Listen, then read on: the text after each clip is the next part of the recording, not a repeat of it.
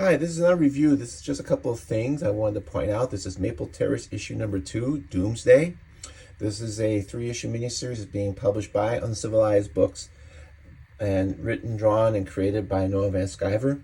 And the two things I wanted to point out, one, there's this scene that takes place in Noah's art class. And Noah here draws himself as the art teacher. And I've been noticing this more and more where if Noah isn't an adult in the story, he will draw someone that will look like him. Or if he's not the protagonist, let's say, he'll draw someone that looks like him. And it's like, it's almost like a Hitchcock thing where it's like, where's Noah going to pop up? I find it fun.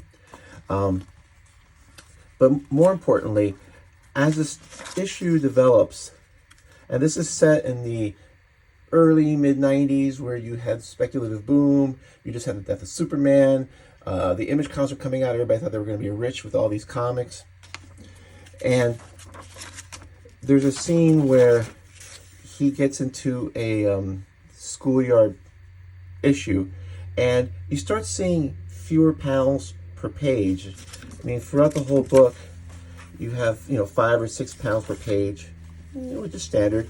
But now all of a sudden you start having like 3-4 panels per page, and you have these large panels, and you have like this one layout where like the foot almost comes out of the panel itself, and it's almost like a superhero kind of action kind of thing. And then as the story progresses, you start seeing Noah running home, and you start seeing fewer panels per page and more close-ups.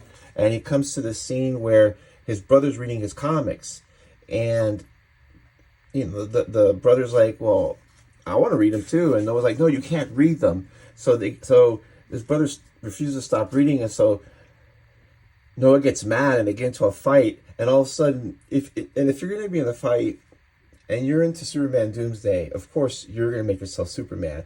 And I just enjoy how Noah, who's not known for drawing superheroes, does a really great 90s type of superhero with the arm and the 12th pack and all this, and then just has Noah's head as a child on it, but everything else looks like something that could come straight out of the 90s, and it's just one big panel.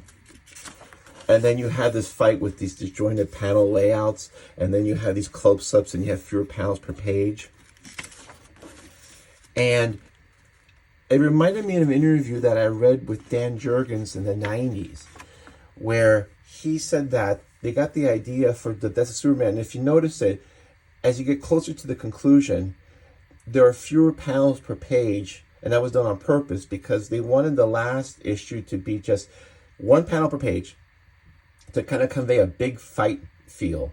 And I thought, I think this is what Noah's going for. So I actually messaged him and just asked him if that's what he was going for, and he said yes, it was. So I was on the right track. It's just kind of a little subtle homage that if you never read that Superman or weren't familiar with the thinking behind it, it wouldn't matter. But if you were, you could pick up on it.